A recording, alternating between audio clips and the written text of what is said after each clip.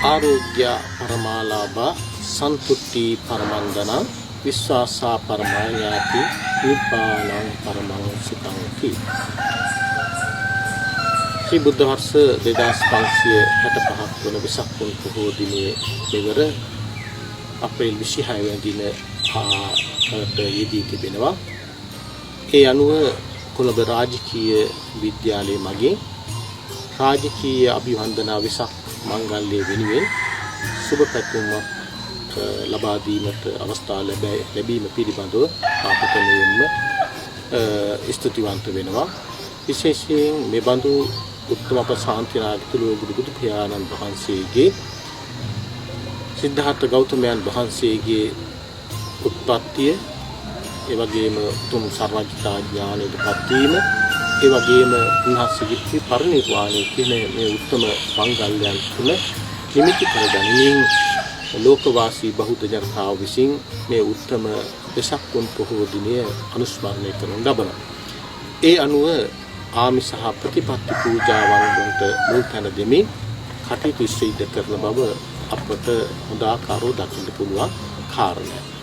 නමුත් මෙවර මා තේමාව වශයෙන් ප්‍රථමව දේශනා කරන ලද ගාථා ධර්ම ප්‍රශාන්තිනාගතුලෝ බුදු පියාණන් වහන්සේගේ ශ්‍රී මුඛයෙන් දේශනා කරන ලද උත්තම ධර්ම පාඨයක් තමයි මා මේ දේශනා කරන්නට යෙදුනේ.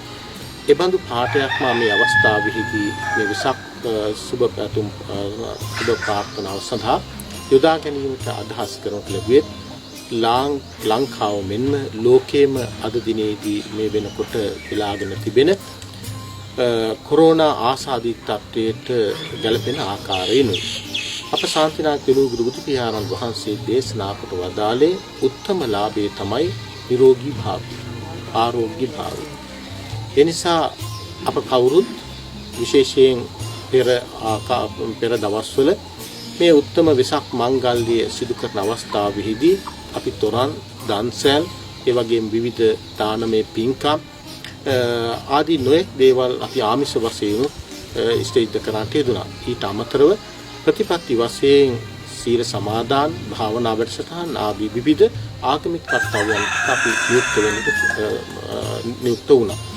මේ අවස්ථාවේදී විශේෂයෙන් ආමිෂයට මුල් තැනකට දෙනවට වඩා ප්‍රතිපත්ති පූජාවන්ට මුල් තැන ලබා දෙමින් සාමූහික වශයෙන් ඒක රාශි වෙන තත්ත්වය වෙනස් කරලා තම තමන්ගේ ගෘහයන් ආශ්‍රිතව ප්‍රතිපත්ති පූජාවන් වලට ප්‍රධාන ස්ථානය ලබා දෙමින් කටයුතු ඉෂ්ට කිරීම වඩා වැදගත් වෙනවා.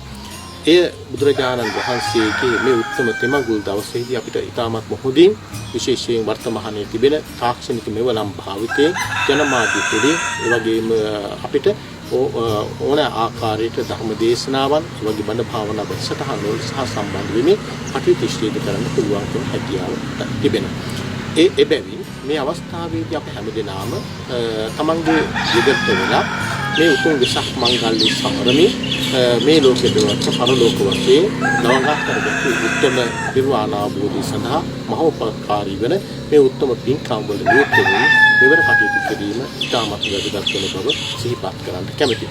ඒක නිසා මේ අවස්ථාවේදී අප හැමදෙනාම මුළු ලෝකයටම ආදර්ශයක් ලබා දෙමින් විශේෂයෙන් මේ වෙසක් පුන් පොහෝ දිනේදී සාමූහික වශයෙන් ඒක රාශි වෙමින් කටයුතු සිදු නොකර අපි සියලු දෙනාම තම තමන්ගේ නිවෙස් වලට වෙමින් ඒ ආගමික ප්‍රතිපත්තියට ගරු කරමින් මුළු ලෝකයටම ආදර්ශයක් ලබා දීම වඩා වැදගත් වෙනවා.